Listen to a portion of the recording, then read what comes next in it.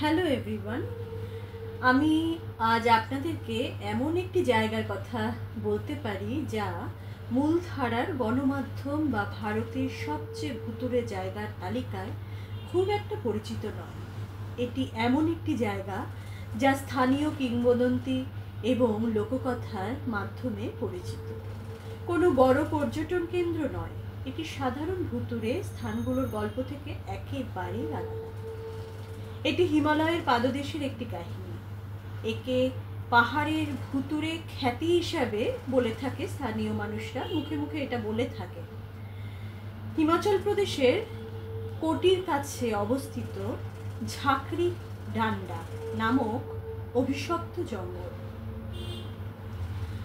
ভাঙর দুর্গ বা ডুমাস সমুদ্র সৈকতের মতো বিখ্যাত স্থানগুলোর ভুতুড়ে গল্প আমরা সবাই জানি, কিন্তু ভারতের এমন অসংখ্য কম পরিচিত স্থান রয়েছে যেখানে ইকুয়ালি স্পাইন চিলিং গল্প ছড়িয়ে আছে।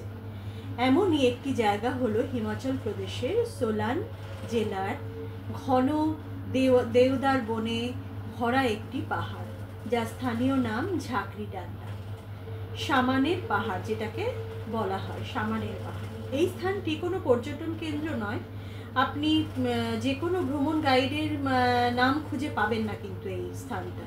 এর গল্প কেবল আশেপাশে ছোট ছোট গ্রামের বাসিন্দাদের মুখে মুখে প্রচলিত আছে। গল্পটি প্রায় 1 শতাব্দী পুরনো।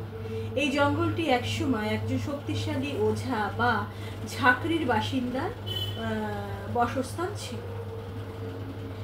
গ্রামবাসীরা তাকে সম্মান করত এবং একই সাথে ভয়ও পেত। বিশ্বাস করা হতো যে তার বনের আত্মাগুলির সাথে গভীর সম্পর্ক ছিল। লোকেরা তার কাছে আশীর্বাদ, নিরাময় বা খারাপ আত্মা দূর করার জন্য যেত।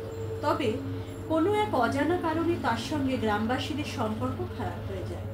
সময়ের সাথে কারণটি হারিয়ে গেলেও কেউ কেউ বলেন যে গ্রামবাসীরা তাকে বিশ্বাসঘাতকতা করেছিল বা কালাজাদু করার মিথ্যা অভিযোগও এনেছিল।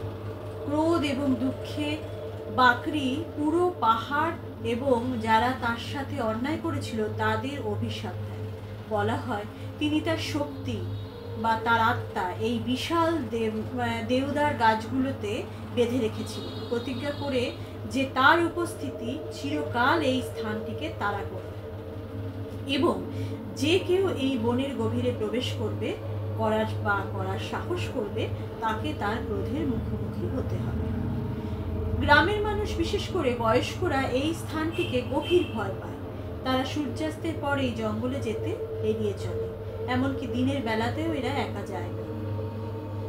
অদৃশ্য হয়ে যাওয়া পথিক সবচেয়ে সাধারণ গল্পগুলো এইসব ভ্রমণকারী বা রাখালদের নিয়ে, যারা বনের গভীরে অংশে প্রবেশ করার পর নিখোঁজ হয়ে গেছে। তাদের দেহ কখনো খুঁজে পাওয়া যায় না এবং স্থানীয়দের বিশ্বাস করে যে বাকরির আত্মা তাদের নিয়ে গেছে এবং তাদেরকে নিখোঁজ করে ফেলেছে।